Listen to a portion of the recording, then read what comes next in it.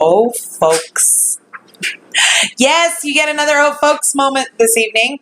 Now, really quick, I want to correct my video from last night with regards to the cut on Stephen Avery's finger. There was one on his left hand documented in the case file, but the one that's pictured is actually on his right hand. Now, I've printed that up so everybody can take a look because I know that everybody's been sending me this. So, yeah, pinky, ring finger, middle finger, forefinger, thumb. Okay, so to cover that, I have put a mark on my hand roughly where it was on Stephen Avery.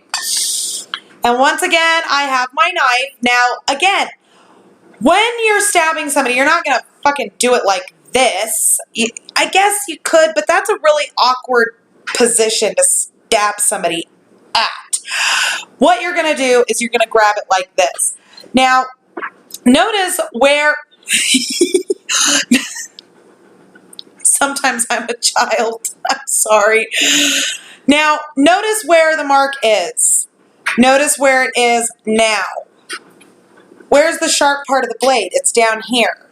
It's not there. The blade's not anywhere near where it could hurt Stephen Avery. Okay? The blunt part of the blade is closest to the cut. All right? So, still, even so, that doesn't match with the prosecution's theory. On top of that, even now, I suppose, in the realm of what the fuck, the blood could have smeared on that specific panel of the car when he was turning the key just because of where the cut is on his hand. But it wouldn't have made a check mark like, formation. It would have been just one smear.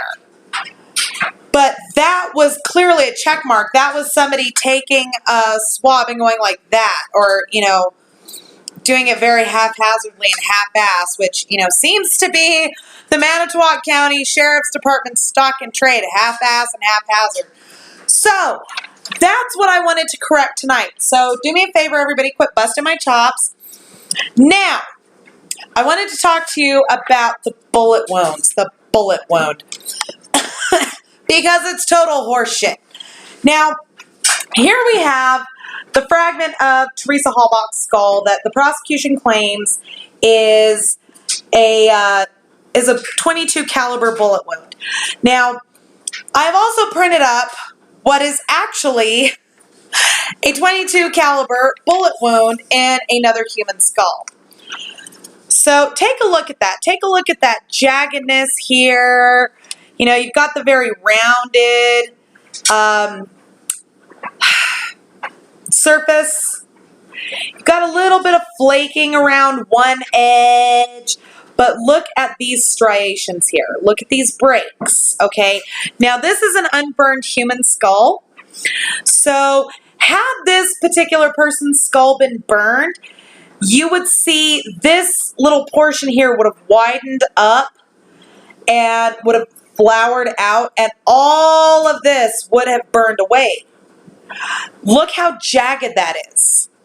Now, when you compare it to Teresa Halbach's skull fragment, let's just put these two side by side here. When you compare these two, look at the flaking around here. This is not the result of a bullet. This is the result of blunt force trauma. Because what has happened is there's been an impact and all of this compromised and flaked away.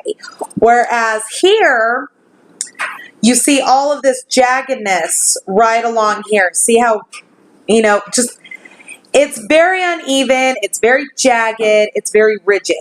Okay, and in fact, I can point out something about jaggedness here in a second. I'll make a point in a second with regard to Stephen Avery's cut. So, but look at that.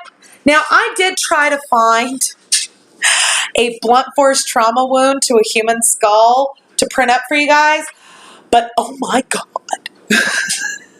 I'm going to need therapy because there's so many images on the internet with regards to like blunt force trauma and human death, and I'm going, just want a fucking hammer wound to a skull. That's all I want. Now, what I was gonna say about Stephen Avery's finger is look at how jagged and rough that wound is. That is clearly, this is clearly a rip. This is very jagged. This is a tearing of the flesh. If that had been a knife, this wound would have been smooth and no rough edges to it at all. It would have been smooth and it would have been clean. Kratz. Idiot. Now, again, with regards to, the stabbing motion, when you're stabbing a human being, at some point the force will cause your hand to slide down the blade, and most stabbing perpetrators will get wounds in this area of the hand. And it's because their hand is sliding down the blade because the handle gets very slick with blood. Blood itself gets very sticky very fast as it's coagulating, but during the commission of the murder, it will be very slick and very slimy.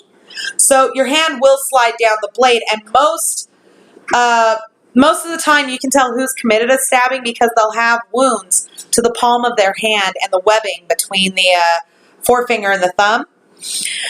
So, yeah, I call bullshit. Do you guys see anything here? No, you don't. You want to know why? Because there was none.